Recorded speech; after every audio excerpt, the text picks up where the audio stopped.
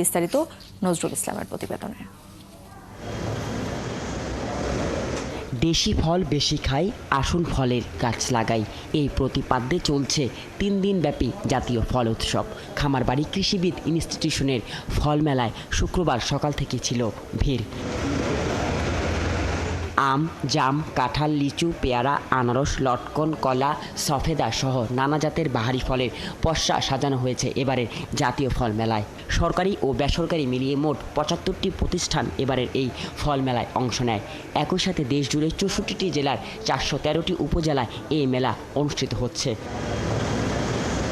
ফল মেলা দেখতে এসে বিভিন্ন ফল ও ফলের চাষ, বিক্রয় ও বিপণন নিয়ে জানতে পেরে উচ্ছ্বাস প্রকাশ করেন দর্শনার্থীরা।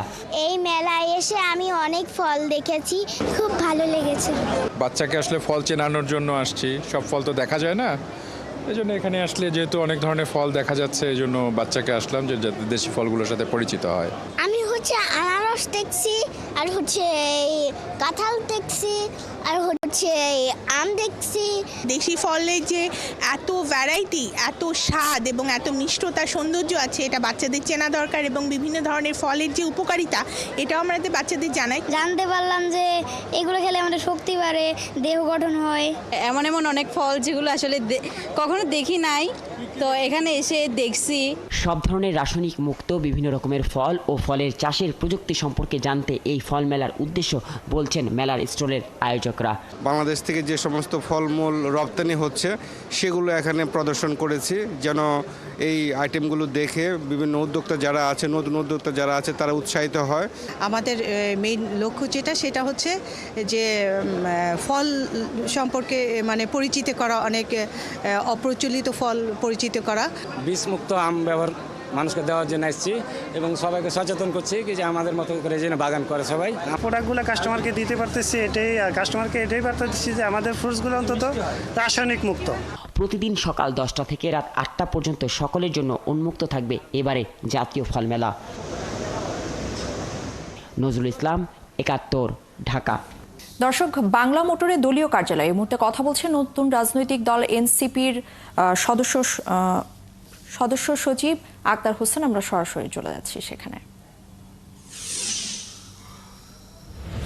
রাজনীতিতে ক্ষমতাকে কুক্ষিগত করে রাখবার যে মানসিকতা, ব্যক্তির কাছে দলকে বন্ধ করার যে মানসিকতা, সেই মানসিকতা থেকে বেরিয়ে এসে জাতীয় নাগরিক পার্টি এমন একটি সাংগঠনিক কাঠামো উপস্থাপন করতে চায় যার মধ্য দিয়ে কোনো একজন ব্যক্তি তার জীবদ্দশায় সর্বোচ্চ 2 বার সভাপতি, সর্বোচ্চ 2 বার সাধারণ সম্পাদক নির্বাচিত হতে পারবেন। আমাদের যে কেন্দ্রীয় কমিটি গঠিত হবে সেই কেন্দ্রীয় কমিটি 3 বছর সময় প্রাপ্ত হবেন। 3 বছর সময়ের সর্বশেষ 3 মাস, সেই 3 মাসের মধ্যেই পরবর্তী কাউন্সিল, পরবর্তী নির্বাচন আয়োজন করতে হবে। সভাপতি এবং সাধারণ সম্পাদক জাতীয় নাগরিক পার্টি এনসিপির রাজনৈতিক পরিষদের কাছে, পলিটিক্যাল কাউন্সিলের কাছে দায়বদ্ধ থাকবে।